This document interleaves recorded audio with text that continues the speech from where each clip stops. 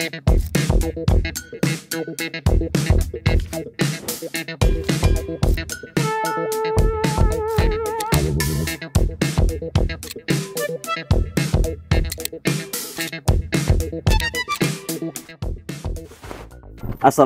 warahmatullahi wabarakatuh. Waalaikumsalam. Kembali lagi bersama saya Fandi. Selamat datang di channel Baruna Jaya Channel. Kali ini membahas seputar hewan licin lagi. Kemarin kan sempat membahas budidaya ternak, Pak. Saya beberapa waktu lalu membahas budidaya ternak, garis besarnya saja sih sebenarnya, di tempatnya Mas Cahyo Nugroho Jati. Kemudian sekarang di tempatnya salah satu narasumber juga pembudidaya lele. Hari ini perkenalan, Pak, namanya siapa? Oh iya, terima kasih. Saya nama Ismunandar. Ismunandar ya. Ya. Biasa dipanggil Pak Is. Pak Is, oke, Pak Is. Jadi gini teman-teman, Pak Is ini berbudidaya lele itu sudah berapa lama, Pak? Ya berjalan 7 tahun. Oh iya, 7 tahun. Ini tempatnya di mana, Pak, ini? Ini tempatnya di Desa Nangsri, Dukuh Brajan, Kecamatan Manis Renggo, Kabupaten Klaten. Oh iya, di Desa Nangsri, Kabupaten Klaten ini. Iya. Intinya di Kabupaten Klaten ini pembudidaya lele juga sangatlah banyak lah intinya. Namun ini agak mundur lagi kaitannya background jenengan. Iya. Kenapa dulu jenengan di sini berbudidaya lele itu tahun berapa? Ya, terima kasih. Dulu saya budidaya lele awalnya itu hanya latihan dengan menggunakan kolam kecil itu sekitar tahun 2007. 2007. Itu hanya ikut-ikutan. Tetapi dengan adanya minat, kemudian saya sendiri suka urus sama teman-teman. Terus alhamdulillah saya merintis awal itu sekitar tahun 2017. Berarti 2007 ya. Mulai mengenal, iya. 2017 mulai aktif. Dulu, ini Pak, menarik ini. Untuk modal pertama dulu 2017 berapa? Iya, modal pertama dulu itu dari tabungan kecil-kecilan. Saya buat kolam tembok dengan ukuran lebar 160, panjangnya 2,5 meter. Kemudian saya mencoba budidaya lele tersebut dengan bibit awal 1.500 ekor. Jadi satu kolam 1.600 ekor. Iya. Diisi 1.600 ekor. Iya, iya. Selanjutnya dengan saya melihat berbagai sumber,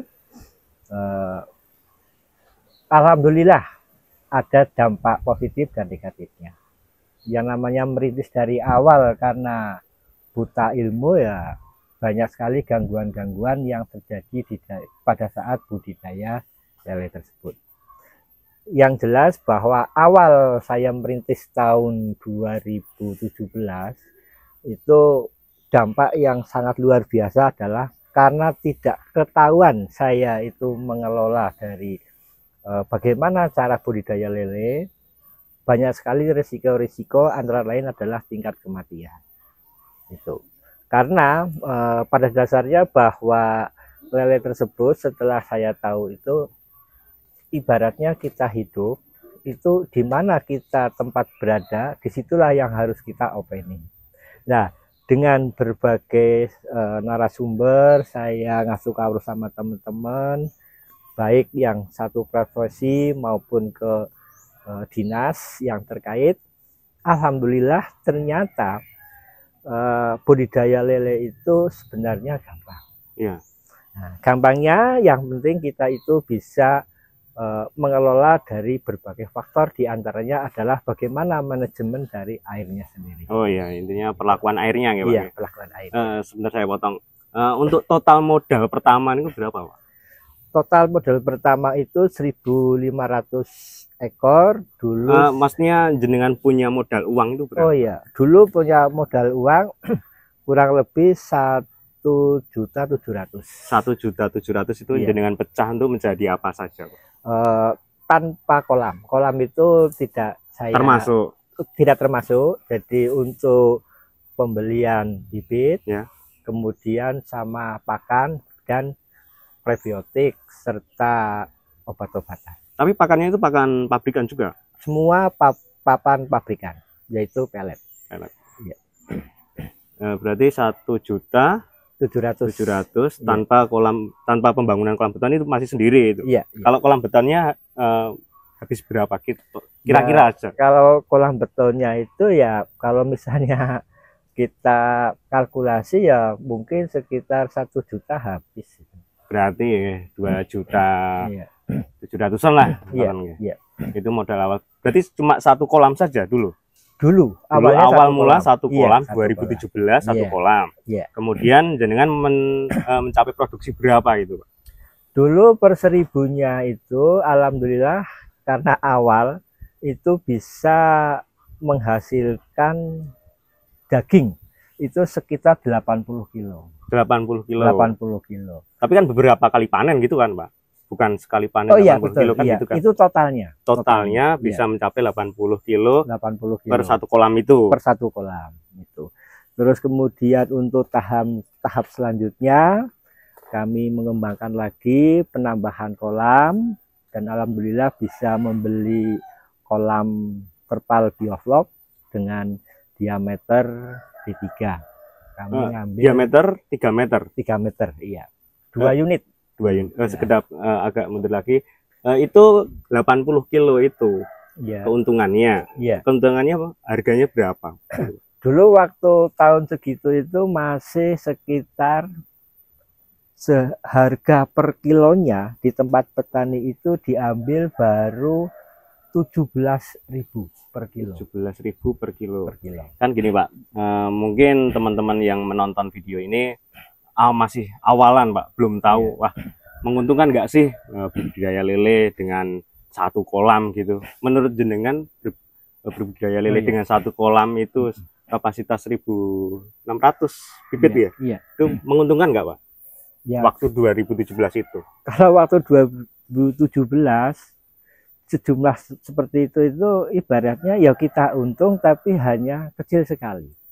Karena kalkulasi untuk 1000 ekor itu rata-rata itu keuntungan itu sekitarnya itu 250.000. 250.000 Iya, per satu kali panen. Per satu kali panen atau satu kali siklus. Iya.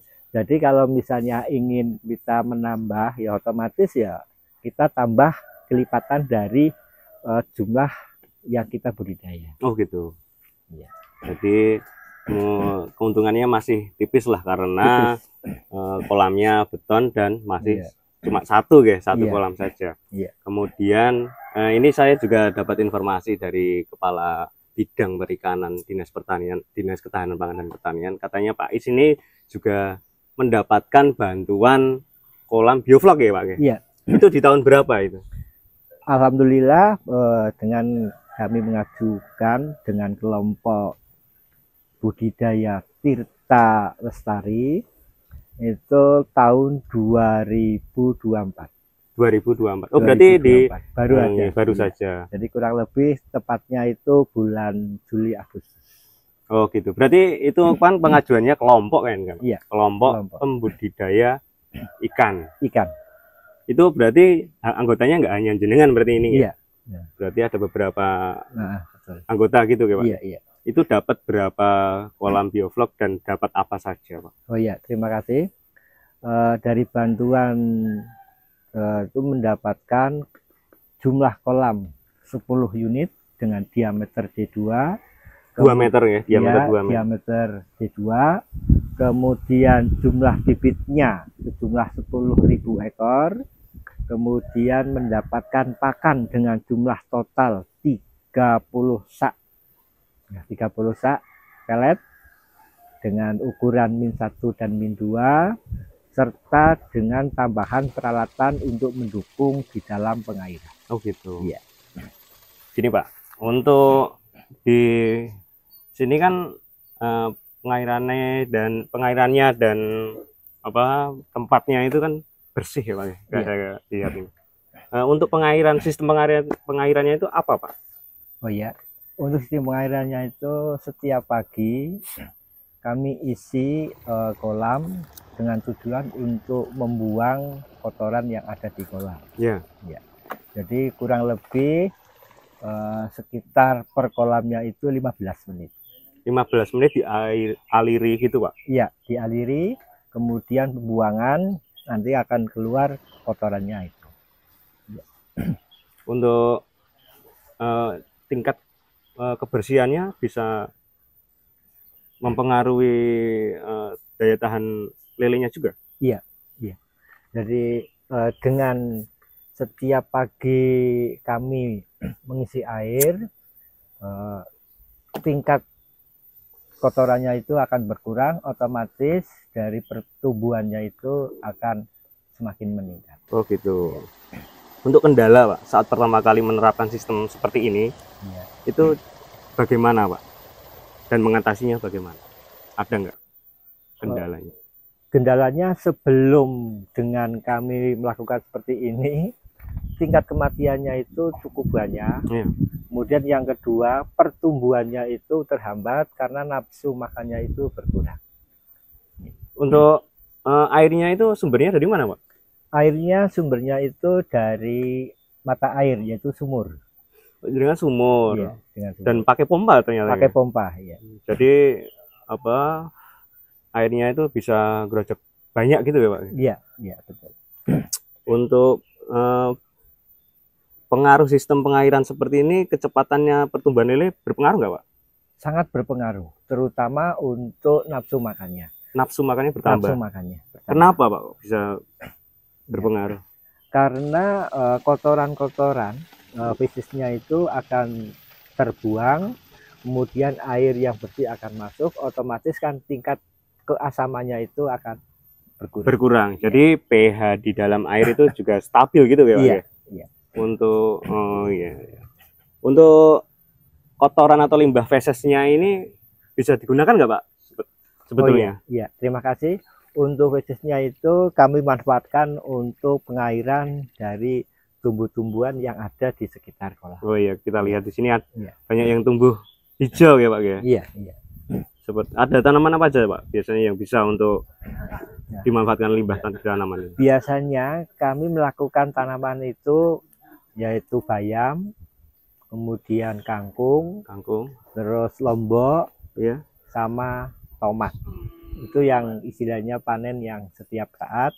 Kemudian tanaman yang lama itu kayak ubi-ubi seperti ini dan sedikit dari bumbu-bumbu dapur. Oh gitu. Katanya juga Pak Is ini mau mengembangkan cacing pita ya, Pak? Cacing sutra. Cacing sutra. Iya. Cacing sutra. Katanya memang saya sempat membaca itu cacing sutra itu ternyata 50-60% itu protein tinggi. Itu juga cocok untuk peternak seperti lele, nila, gitu ya, Pak? Iya, bener ya, betul, Pak? betul sekali. Untuk kan ini untuk apa kedepannya mau seperti itu, tapi belum pernah dilakukan ya, Pak? Belum pernah. Apa juga sudah pernah atau melihat di mana gitu? Kalau saya pribadi belum pernah, tapi saya melihat di tempat teman-teman itu pernah. Iya, pernah. Ternyata susah nggak, Pak? Ternyata itu medianya itu tidak rumit. Jadinya itu dengan adanya rencana itu pembuangan limbah air lele itu akan kami manfaatkan selain untuk tanaman juga untuk budidaya cacing sutra. Oh gitu, cacing sutra. Kalau cacing sutra itu bertahan hidupnya lama, Pak? Atau berapa umurnya? Cacing sutra itu bertahan hidupnya itu cukup lama, tapi kan masa panennya hampir kayak seperti lele gitu. Jadi berapa bulan sekali nanti kita panen, kemudian sebagian masih kecil tumbuh terus. Ya, gitu. Nah, itu salah satu pemanfaatan dalam berbudidaya lele, salah satunya cacing sutra. Ya. Tapi untuk pengolahannya, Pak, cacing sutra dipanen, kemudian diolahnya seperti apa, Pak, sistemnya nanti? Biasanya kalau saya melihat di tempat teman-teman itu masa panennya itu dalam kondisi cacing sutra itu hidup. Berarti dipanen langsung ditebar saja gitu atau gimana, Pak? Eh, itu jadi budidaya cacing sutra itu kita panennya itu tidak langsung total tapi tahapan. Jadi Iya. yang sekiranya itu sudah cukup umur kita ambil, kemudian kita jual ke tempat-tempat dari pendederan lele tersebut. Oh gitu. Ya. Jadi tapi tetap dimanfaatkan di dalam budidaya lelenya jenengan juga kan Pak nantinya? Oh, Tidak. iya. Oh, biasanya itu saya memberikan awalnya itu setiap masa awal. Jadi untuk ketahanan tubuh, misalnya tebar bibit, saya kasih sedikit-sedikit. Ya paling hanya berapa, tapi selanjutnya nanti kita kembali lagi ke pelet. Karena Pelet. kan umurnya sudah cukup. Oh, jadi gini. Jadi tidak bisa menggantikan untuk pakan utamanya ya Pak. Cacing sutra itu tidak bisa untuk pakan lele sepenuhnya, itu tidak bisa. Tetap harus pakai pelet gitu. Ya sebenarnya bisa, tapi nanti kos biayanya itu cukup Oh iya. mahal.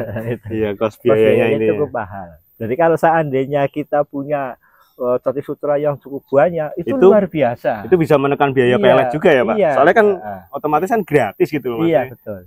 Tidak ada perlakuan khusus tentang cacing sutra kan, tidak ada ya Pak? Iya. Oh gitu. Gini, untuk teman-teman yang menonton ini kan juga pengen tahu untuk tips peternak yang baru mau mulai, yang ingin mengadopsi sistem pengairan seperti ini itu gimana Pak? Ada tips nggak Pak? Ya tipsnya sebenarnya cukup sederhana. Kita kembali bahwa yang namanya kehidupan itu di mana tempatnya berada, disitulah kita olah. Jadi jangan kita itu budidaya lele, tapi kita harus memperhatikan dari kondisi airnya.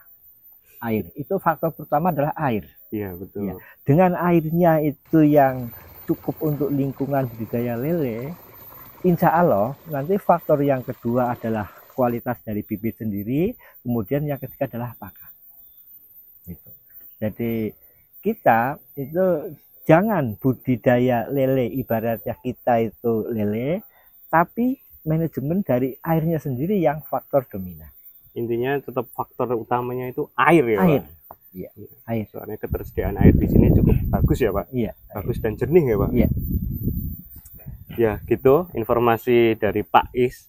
Ini sangat bermanfaat, semoga bisa dipraktekkan teman-teman sekalian. Untuk teman-teman yang ingin melihat video lainnya, bisa subscribe di channelnya Baruna Jaya Channel. Sampai jumpa di lain waktu. Wassalamualaikum warahmatullahi wabarakatuh. Waalaikumsalam.